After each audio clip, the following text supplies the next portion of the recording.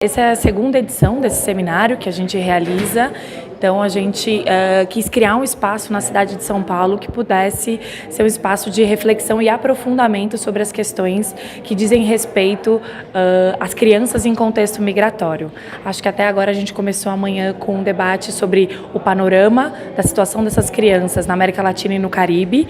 Agora à tarde a gente aterrissou em São Paulo, então a gente começa a olhar para essa cidade, para os desafios e porque também a gente já tem de práticas e de políticas públicas que estão dando conta dos direitos dessas crianças. E agora a gente está numa mesa que chega e aterrissa no Bom Retiro, que é esse território, enfim, atravessado por múltiplas identidades, múltiplas culturas e que a gente vem atuando há 2 anos. E o Jorge Gutierrez representando a comunidade boliviana, contando as suas histórias também. Essa participação do imigrante numa mesa de diálogo é importante para a plenitude do diálogo? Sem dúvida, a gente quando pensa um evento como esse, enfim, inclusive no cotidiano da nossa atuação, a gente acha que a representatividade ela é fundamental para garantir que a discussão aconteça num processo participativo, enfim, que os migrantes possam, inclusive, construir aí, né, e ter voz ativa na criação de soluções, enfim, de propostas para o seu cotidiano. E a gente não poderia deixar de contar essa história e recontar a partir de diferentes olhares. Então, acho que a ideia de ter mesas tão diversas é dar conta desse mosaico que é o que caracteriza o lugar onde a gente vive. Falar de saúde, violência, direitos humanos e esquecer da educação não é nada inteligente. A educação sempre faz parte de todos os ambientes da cidade. É por isso que a gente defende uma cidade educadora. A gente entende que os espaços, os equipamentos, os serviços e os diferentes agentes que compõem essa cidade, eles precisam se organizar para garantir a aprendizagem permanente, para garantir condições para o desenvolvimento integral de todos y de cada uno. Mi nombre es Lira García, fui invitada por Ciudad Aprendiz, una organización que trabaja sobre todo para barrios, transformando el barrio en una escuela, y lo que vinimos hoy a hablar es sobre la niñez en el contexto de la migración, o sea, los niños que migran, los niños que son dejados atrás en sus casas, los niños que están en tránsito. Todo es un concepto complejo que incluye mucha gente. ¿Te parece pertinente, estratégico para toda la región estar dialogando sobre educación en São Paulo? Sí, Brasil es un actor fundamental en nuestra región y progresivamente, particularmente la ciudad de São Paulo, está recibiendo cada vez más migrantes. Y además de eso, além disso, hay una nueva ley de migraciones aprobada hace muy poco que recoge una visión de derechos humanos y eso es muy importante. Hay leyes de migraciones que plantean este marco de derechos humanos en la región y el hecho de que Brasil haya hecho esto va a ser determinante con seguridad para toda la protección de derechos humanos en la región. Hasta poco la Argentina ha tenido políticas públicas, una de las políticas más adelantadas al respecto de la migración en la región. ¿Tú crees que Argentina continúa haciendo referencia o está perdiendo un poco su espacio para otras políticas públicas en América Latina? Bueno, como suele suceder, las leyes regionales son muy auspiciosas y Argentina en ese sentido no es diferente. Argentina ha sido pionera en aprobar un marco en derechos humanos. Lo que ocurre ahora es que depende mucho de las gestiones de gobierno. Por lo general los marcos caminan por un lado y hay que ver cómo caminan las gestiones por otro. Y hemos visto un retroceso, pero que también va de la mano con un retroceso general en la región en términos de derechos humanos. Tenemos, por ejemplo, en enero el decreto 70 del 2017 que recorta muchos derechos reconocidos en la ley y más allá de la discusión de si un decreto puede modificar en la ley, lo cierto es que en la vida diaria de estas personas lo que más se percibe o lo que más relatan es miedo de cuáles son las consecuencias de este decreto.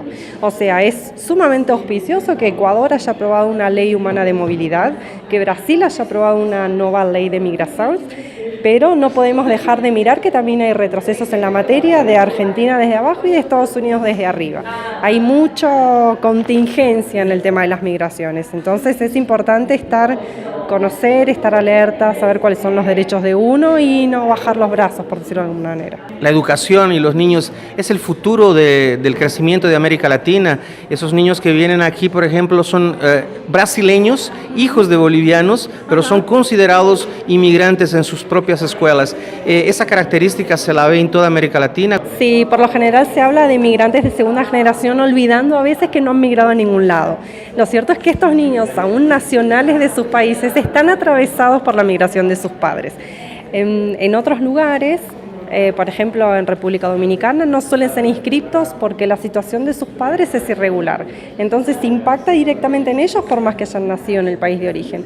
En Argentina también hay otras disposiciones, por ejemplo, para acceder a la asignación universal por hijo, que es similar a la bolsa de familia de aquí de Brasil, el padre tiene que acreditar, o la madre, una residencia legal de 3 años o más. Entonces eso es una limitación para el niño, o sea, es una crianza en una situación de vulnerabilidad, que además necesita probar con las burocracias del Estado que puede acreditar que puede ser beneficiario de un derecho, porque esto es algo que no tenemos que olvidar, estamos hablando de derechos y no de beneficios, no son favores que nos hacen los estados. Existe un derecho humano a migrar reconocido aquí en Brasil, en Argentina, o sea, los lineamientos internacionales permiten hablar de un derecho humano a migrar. A veces está explícitamente como en Argentina, aquí en Brasil se desprende de los grandes planteos de la ley de migraciones, que reconoce derechos humanos al migrante. La ley existe en nuestros países, pero no son debidamente interpretados por los funcionarios públicos. Los países tienen que hacer más su parte, su trabajo de comunicar, informar a sus funcionarios públicos, directores de colegios, profesores, que existe la ley y, como tú lo dices, no es un favor, es un derecho que los niños tienen. Todos tenemos nuestra parte en esto. La parte de empoderamiento de una persona como migrante es un buen derecho, el apoyo de la comunidad y de las sociedades civiles, a las organizaciones que trabajan con ellas también, y por supuesto el Estado en todos sus niveles tiene su parte. Y entre los dos se tratará de que se haga un encuentro donde los derechos sean protegidos y rijan. Es parte de los dos. El Estado tiene la obligación de capacitar a sus funcionarios y sobre todo sensibilizarlos, no por el hecho de que una persona haya nacido del otro lado de la frontera o que fenotípicamente se vea diferente, es un otro menos que otro ser humano. No es diferente por ese fato, por ese hecho. Y nosotros mismos tomar eso, no como un favor de estar aquí, sino tengo el derecho de estar aquí igual que todos ustedes. O sea, es un poco y un poco, de las dos partes. Sale un dato, si no me equivoco es Folha de São Paulo, sale un dato en que los hijos de los inmigrantes, los niños migrantes, tienen un aprovechamiento superior a la media de los brasileños. ¿A qué se debe que el hijo del inmigrante tenga un mejor aprovechamiento en la educación aquí en Brasil? Sí, ese es un dato que también salió para algunos estudios en Argentina, particularmente en Buenos Aires. Creo que es positivo y es negativo. Es positivo, porque bueno, se recorta sobre un discurso que puede hablar de vienen a aprovechar nuestros recursos públicos, nos dejan poco, vienen a usufructuar con qué derechos nuestras estructuras públicas. Puede, en ese sentido, servir para refutar, para frenar esos discursos. Pero por otro lado también habla de una presión muy grande que suelen enfrentar los hijos e hijas de migrantes para ser exitosos en el país de origen. Es un poco de, mira, tu padre y tu madre hemos migrado hasta aquí con mucho esfuerzo y tú, ¿qué haces en la escuela? Entonces tiene un aspecto positivo y es para destacar, y esto se ve también en otros lugares, pero también tenemos que tener en cuenta si eso no es una sobreexigencia que se han puesto sobre los hombros y que quizás los chicos que nacieron en ese lugar no tienen. ¿Tienes algunos números sobre lo que tú trajiste a la educación de los inmigrantes en América Latina, en la región o en el mundo? ¿Existen algunos números parciales o por lo menos percentuales? Los números, yo trabajo sobre todo control migratorio. Los números que trabajo son sobre tránsito, sobre cómo llegan a lugares de destino, sobre detención. Lo que hacíamos notar sobre educación, a partir de un informe de UNICEF, como se fala aquí, es que no todos los niños van a la escuela. Hay una idea de que están todos escolarizados, pero gran parte, o mucha, porque no tengo el porcentaje, están fuera de la educación formal. Entonces ese es un aspecto que hay que tratar, porque particularmente en el contexto de la niñez migrante hay dos grandes factores por los cuales están afuera. Uno son los niños dejados atrás, que tienen que ocuparse de otras tareas en su casa, ocupar roles familiares en el ámbito doméstico, entonces quizás no pueden ocuparse de la escuela, y también los que llegan a sus lugares, los que están en tránsito. El tránsito puede demorar mucho tiempo. Estoy pensando ya en las migraciones que salen de África hacia cruzar el Mediterráneo. Puede demorar mucho tiempo y eso también priva el acceso a la escuela. Hace una semana, el sábado pasado, la comunidad boliviana, que es la segunda más numerosa de inmigrantes aquí en el Brasil, solo perdiendo para los portugueses, un universo de 500.000 a 700.000 inmigrantes, realizamos una asamblea donde se llevaron 7 mesas de trabajo: educación, salud, violencia, deporte y ahí por delante. Y la segunda mesa más numerosa de participación fue la educación. El hecho de que los inmigrantes hablen y consigamos concluir un documento con nuestras propias expectativas y nuestras realidades mismo, ¿te parece importante para el estudio brasileño e internacional, para ustedes que trabajan en esa temática, tener ese tipo de información que sale directamente de los inmigrantes?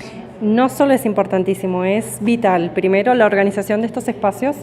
Eso es el empoderamiento del que estábamos hablando en Acción. No es solo que las comunidades o las organizaciones sociales o el Estado los apoye y los acoja y los jale de alguna manera, sino que las comunidades mismas se empoderen y aprovechen todo el capital que tienen.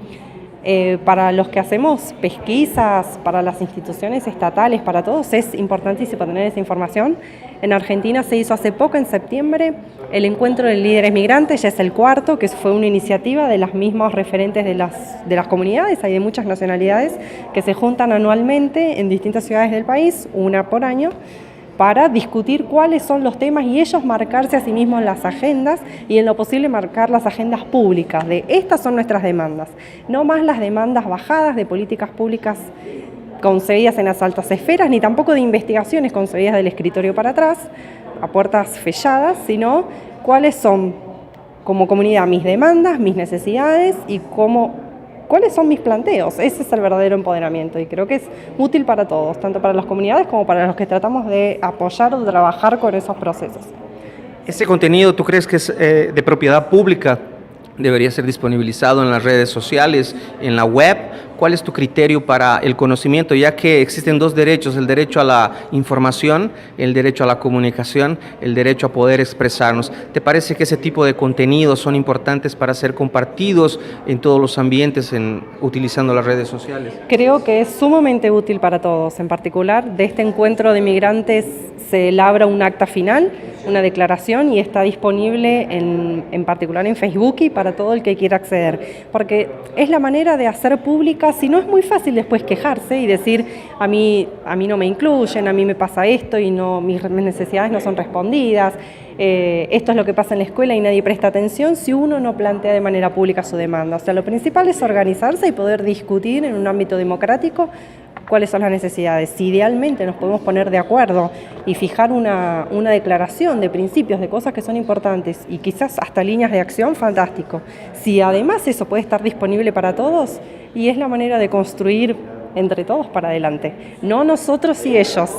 Algo interesante que te iba a contar sobre la escuela, que te puedo tratar en vez de nivel macro el micro, una escuela en un paraje en Mar del Plata, en Sierra de los Padres, es el principal cinturón hortícola, frutihortícola, son todos bolivianos y hijos e hijas de bolivianas, y tiene una escuela donde el 90% de la matrícula son bolivianos o hijos e hijas de bolivianas.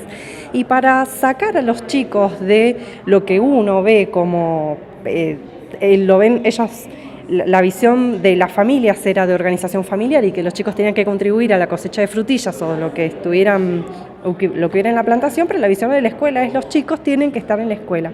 Entonces consiguieron que extendieran la jornada, entonces los chicos van a la escuela de 8 a 16 horas, están todo el día ahí, almuerzan, toman la merienda y realizan muchas actividades artísticas que rescatan a través de lo que ellos traen en los aspectos culturales para integrarlos a través de eso.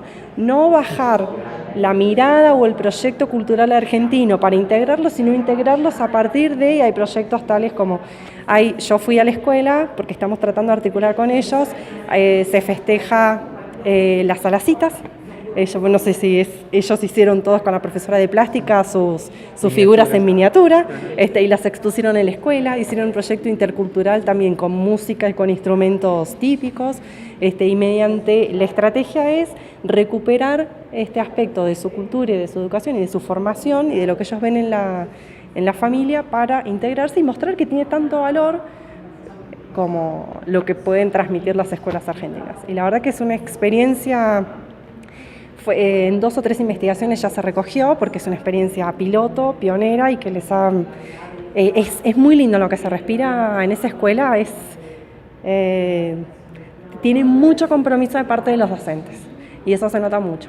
Y han conseguido ellos el apoyo de la municipalidad, los chicos nombraron las calles alrededor del colegio porque no tenían nombre, es un paraje, Nombraron las calles, pusieron todos, cada uno debatió qué nombre les tenía que poner por grados, votaron, pusieron los nombres y lo presentaron al Consejo Deliberante, que sería como la prefectura. Sí, y entonces la prefectura aprobó el nombre de las calles que circundan el colegio según lo que los chicos habían pedido. Y eso te da una apropiación del lugar mediante una participación que no podés lograr de otra manera. Y por ahí entonces fue una muy linda estrategia de cómo lograr la integración con un 90% de matrícula que no se sienten argentinos. Y lo principal es la participación, no tener interlocutores. La participación directa y democrática es decisivo. Eso es realmente hacer democracia desde nuestros pequeños lugares. Poder reunirnos, ponernos de acuerdo, decidir hacia dónde queremos ir y mostrarlo. Esto es.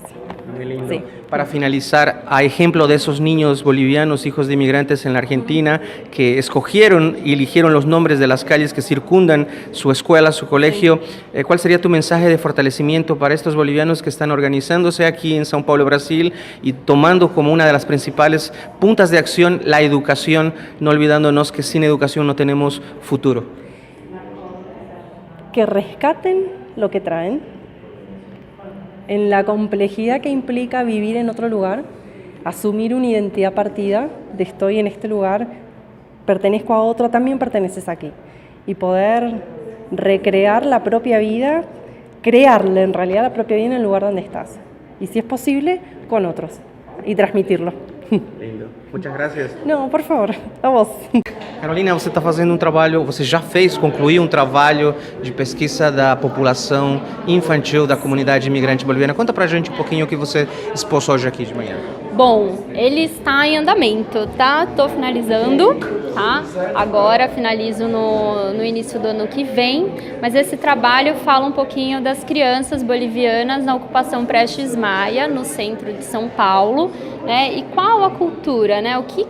Qual a identidade, como vivencia o tempo de ser criança as crianças bolivianas, né? Então, a intenção é ouvi-las, conversar, entender um pouco desses aspectos culturais, né? Que dialogam aí entre Brasil e Bolívia, né? Então, qual identidade é essa que se forma? Qual infância? O território é a segunda maior ocupação da América Latina? Sim, segunda maior ocupação. Não sei se já não é a primeira, né? Porque são 478 famílias, né? Dentre elas, um número bem elevado de imigrantes bolivianos, paraguaios, colombianos, mas a maioria de bolivianos. Qual é a característica dessas nossas crianças?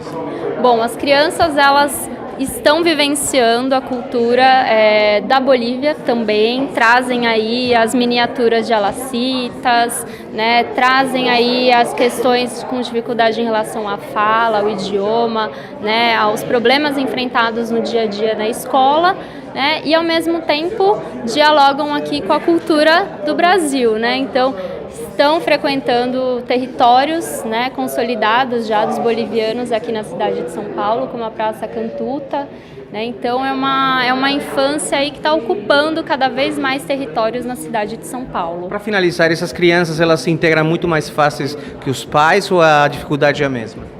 Olha, Na sociedade, né? eu acredito que elas têm pouquinho mais de facilidade, né, pelos pais já terem passado, né, tantas dificuldades, né, em relação a emprego, a moradia. Acredito que as crianças elas já têm esse espaço um pouquinho mais consolidado também, né, por conta da educação, das pesquisas estarem cada vez mais olhando para esses migrantes, né. Então eu acho que tem uma melhora sim, em relação à infância. Esse trabalho já pode ser visto ou ainda não foi publicado para poder ser pesquisado pelo povo? Ainda não. Acredito que o ano que vem estará publicado. Tem 2 artigos na internet, tá? Mas o trabalho completo somente ano que vem. Então vamos publicar e divulgar os 2 artigos, tá bom? Com certeza. Muito obrigada pela atenção. Andrea, esse diálogo tão importante para a cidade de São Paulo, para os imigrantes e para essa realidade migratória hoje, a educação, é importante na teoria, mas muito mais importante na prática. Esse diálogo está sendo interessante para você? Tem que ser muito mais aprofundado? Em termos de Secretaria de Direitos Humanos, nós trabalhamos com a temática migratória dentro da coordenação de políticas para migrantes. E a gente tem um instrumento muito bom de trabalho que foi consolidado em 2016, que é a Lei Municipal de Políticas para Imigrantes. Ela estabelece várias obrigações para várias pastas da administração municipal e, inclusive, para a educação também. O nosso grande desafio hoje é menos, ainda não está perfeito, mas continua sendo uma coisa importante para se pensar, garantir a matrícula das crianças imigrantes na escola, independentemente de sua situação documental ou, enfim, regularização migratória ou qualquer uma dessas, porque são todas crianças, e as crianças precisam estar na escola independentemente de qualquer outra razão. Hoje a gente sabe que isso é um problema que já foi em certa medida superado, ainda que, como eu disse, não é ainda 100% superado, mas a nossa preocupação hoje em dia é garantir mais do que o acesso à escola, a efetividade desse ensino para as crianças imigrantes, uma vez que elas também têm vulnerabilidades específicas decorrentes da sua condição. Então elas precisam de mais atenção em razão das dificuldades linguísticas, em razão de diferenças culturais, mas elas são tão inteligentes quanto as outras crianças e precisam só de um espaço propício para poder florescer. Então a gente, na Secretaria de Direitos Humanos, pretende continuar trabalhando para garantir isso e consideramos uma pauta de extrema importância. O que você acha dessa organização da comunidade boliviana discutindo vários problemas sociais, porém como prioridade também a educação das nossas crianças?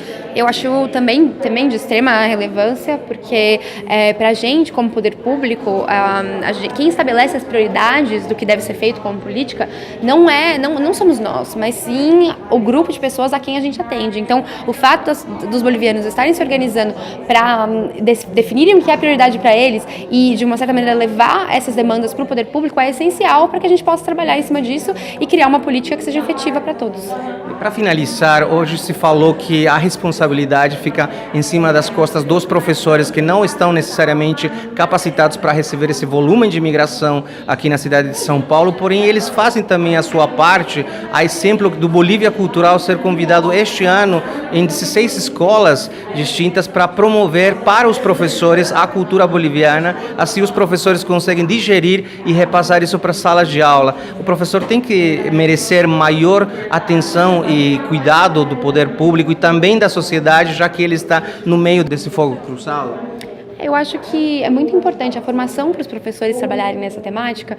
Ela é uma coisa da qual a gente não pode escapar. A gente precisa dar as ferramentas para o professor para que ele possa se adequar a uma realidade a qual ele não está acostumada. Então, eu acho que a formação é essencial, é uma atenção que a gente precisa dar. Nós, como Secretaria de Direitos Humanos e trabalhando junto com o CRAI, que é o nosso equipamento de referência para os imigrantes, temos dado formações onde a gente é requisitado, a gente faz sob demanda essas formações, mas isso precisa ser ampliado. Eu acho que a rede pública municipal de escolas é muito grande, a gente precisa realmente fortalecer essas ações para que cada vez mais a gente consiga, enfim, favorecer para que os professores possam fazer o trabalho deles da melhor forma possível.